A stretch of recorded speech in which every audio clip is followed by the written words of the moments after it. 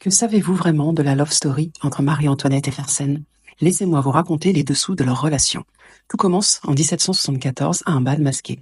Le regard de la dauphine Marie-Antoinette, 18 ans, croise celui d'Axel de Fersen, un comte suédois du même âge de passage en France.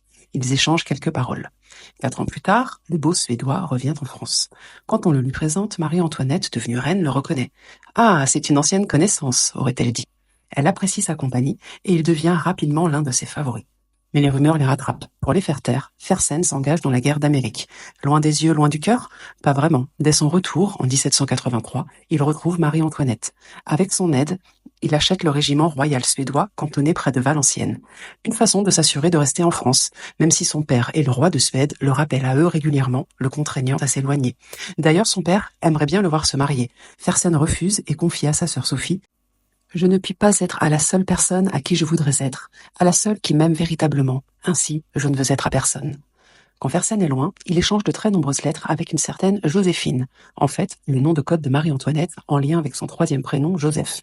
L'historienne Évelyne Farr estime la correspondance totale des amants à partir de 1783 à 578 lettres, soit 5 par mois. Souvent écrites au jus de citron ou codées, ces lettres cachent de belles déclarations d'amour qui laissent peu de place au doute sur la nature exacte de leur relation. Adieu ma tendre amie, je vous aime et vous aimerai toute ma vie à la folie. Je vais finir, non pas sans vous dire, mon cher et bien tendre ami, que je vous aime à la folie, et que jamais, jamais je ne peux être un moment sans vous adorer. Mais la Révolution française gronde. Fersen, fidèle à la reine et à la monarchie, se fait aussi conseiller politique. Il organise la fuite de la famille royale qui se solde par l'échec de Varennes.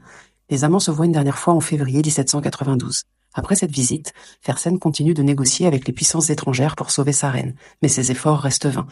La disparition de Marie-Antoinette en octobre 1793 laisse Fersen inconsolable. Il se met à rechercher et à amasser souvenirs et reliques. La mort de Fersen, comme celle de Marie-Antoinette, est tragique. Il meurt lapidé en 1810. Vous avez aimé cette vidéo?